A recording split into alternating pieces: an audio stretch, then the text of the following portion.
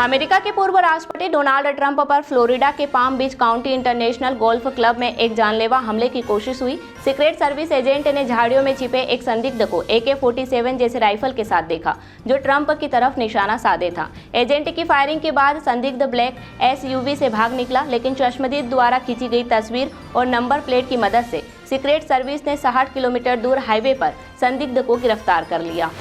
America ने बांग्लादेश को 1700 करोड़ रुपए की मदद देने की घोषणा की है। बांग्लादेश के वित्त मंत्रालय के एडिशनल सेक्रेटरी MKM शहाबुद्दीन और USAID के डायरेक्टर रीड J अशलिमन ने ढाका में इस समझौते पर हस्ताक्षर किए। इस मदद का उद्देश्य युवाओं के कल्याण, स्वास्थ्य सेवाओं में सुधार और व्यापार के अवसरों को बढ़ावा देना है। मालदीव के विदेश मंत्री मूसा जमीर ने कहा कि भारत के साथ गलतफहमियों को सुलझा लिया गया है और दोनों देशों के संबंधों में सुधार हुआ है। उन्होंने कहा कि राष्ट्रपति मोहम्मद मुइज्जू की सरकार बनने के बाद रिश्तों में गिरावट आई थी, खासकर मुइज्जू की भारत से मालदीव से सैनिकों को हटाने की मांग के बाद।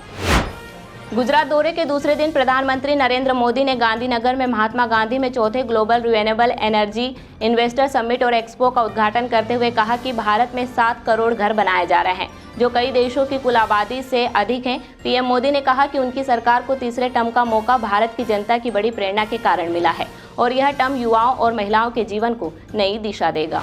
दिल्ली के मुख्यमंत्री अरविंद केजरीवाल ने 15 सितंबर को घोषणा की कि वे इस्तीफा देंगे और तब तक CM की कुर्सी पर नहीं बैठेंगे जब तक जनता से ईमानदारी का सर्टिफिकेट नहीं मिल जाता। आप नेता सौरभ भारद्वाज ने कहा कि अभी CM के नाम पर चर्चा नहीं हुई है। इस पर फैसला केजरीवाल के इस्तीफे के बाद विधायक दल लेगा। कर्नाटक के मंगलुरु में मिलाद उन नबी से जुड़ी एक सोशल मीडिया पोस्ट पर विश्व हिंदू परिषद और बजरंग दल के कार्यकर्ताओं ने विरोध प्रदर्शन किया।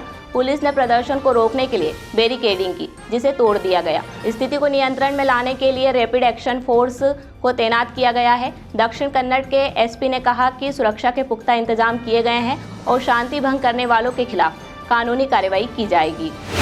मणिपुर सरकार ने इम्फाल वेस्ट, इम्फाल ईस्ट, थोम्बल, विष्णुपुर और काकचिंग जिलों में मोबाइल इंटरनेट बैन को 20 सितंबर तक बढ़ा दिया है। गृह सचिव ने बताया कि 10 सितंबर को हिंसा बढ़ने के बाद 5 दिन के लिए इंटरनेट बैन लगाया गया था, लेकिन 12 सितंबर से ब्रॉडबैंड इंटरनेट पर बैन हटा लिया गया था। उधर उग्रवादियों ने मंत्री कासिम वशूम के उखरूल आवास पर ग्रेनेड अटैक किया, जिसमें कोई घायल नहीं हुआ। वशूम नगा पीपुल्स फ्रंट के विधायक हैं। हिमाचल प्रदेश के सोलन शहर में तनाव उस समय बढ़ गया जब कुछ व्यापारियों ने व्यापार मंडल के बाजार बंद आह्वान के बावजूद अपनी दुकानें खुली रखी। संजौली मस्जिद विवाद में लाठीचार्ज के विरोध में व्यापारी सोमवार सुबह 9 से 12 बजे तक बाजार बंद रखने की मांग कर रहे थे, लेकिन कुछ दुकानदारों ने आदेश की अवहेलना की। गुस्साए प्रदर्शनकारियों ने नारेबाजी की और पुलिस के समझाने के बाद शांति से आक्रोश रैली निकाली। इंदौर शहर में त्योहारों की धूमधाम के बीच बढ़ते अपराधों को लेकर पुलिस कमिश्नर राकेश गुप्ता ने सभी जोन के DCP, एडिशनल DCP और क्राइम ब्रांच के अधिकारियों के साथ बैठक की। बैठक में त्योहारों के दौरान हुई आपराधिक घटनाओं की समीक्षा की गई और अनंत चतुर्दशी की झांकियों की सुरक्षा व्यवस्था पर चर्चा की गई। सुरक्षा के लिए ड्रोन और CCTV कैमरे का उपयोग किया जाएगा और 2500 पुलिस कर्मियों को विभिन्न क्षेत्रों में तैनात किया जाएगा। साइबर सेल भी सोशल मीडिया पर निगरानी रखेगी ताकि कोई भी असामाजिक संदेश न फैल सके।